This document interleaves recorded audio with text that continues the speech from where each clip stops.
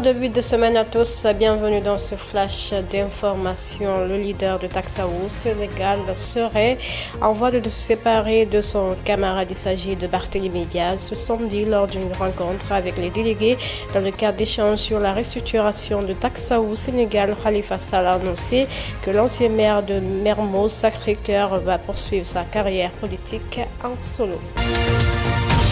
L'islamologue suisse Tariq Ramadan a animé ce samedi une conférence religieuse à l'espace Mam Samba.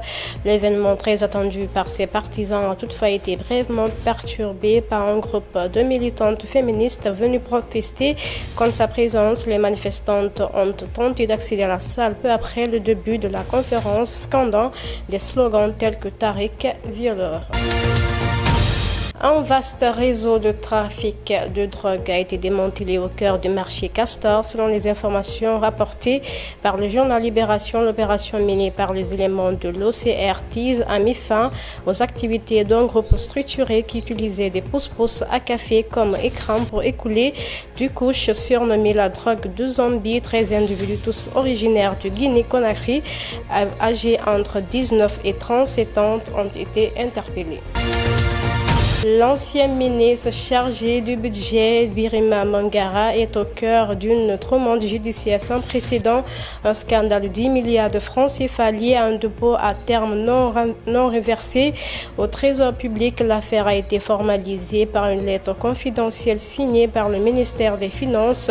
Ce document pointe du doigt des irrégularités graves dans la gestion du fonds public durant le passage de Mangara au gouvernement.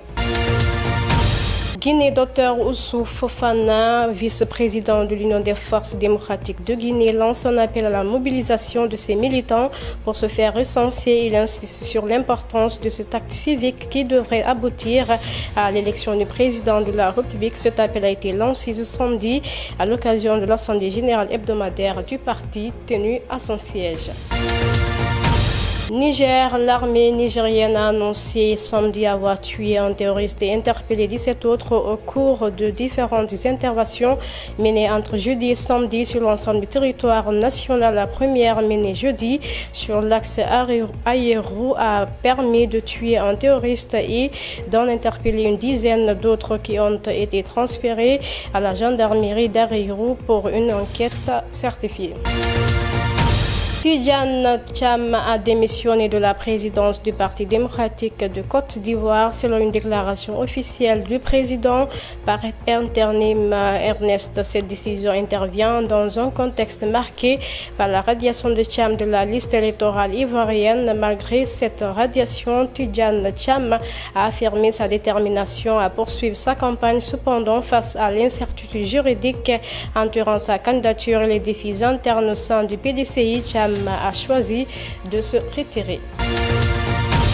Le mouvement de résistance palestinienne Hamas a annoncé dimanche soir son intention de libérer prochainement Aidan Alexander, un captif israélo-américain, dans le cadre des efforts visant à instaurer un cessez-le-feu dans la bande de Gaza. Selon un communiqué du Hamas, des discussions récentes menées avec l'administration américaine se sont révélées très positives. Ces entretiens s'intègrent aux efforts de médiation pour mettre fin aux hostilités dans la région. Actualité internationale, les États-Unis et la Chine vont suspendre pendant 90 jours une partie des droits de douane punitifs instaurés ces dernières semaines quand le président américain Donald Trump a déclenché une guerre commerciale contre la deuxième économie mondiale. La suspension doit prendre effet d'ici au 14 mai, précise un communiqué commun. Ainsi prend fin ce flash d'information. Merci à tous de l'avoir suivi. Prenez soin de vous et passez un excellent moment en notre compagnie.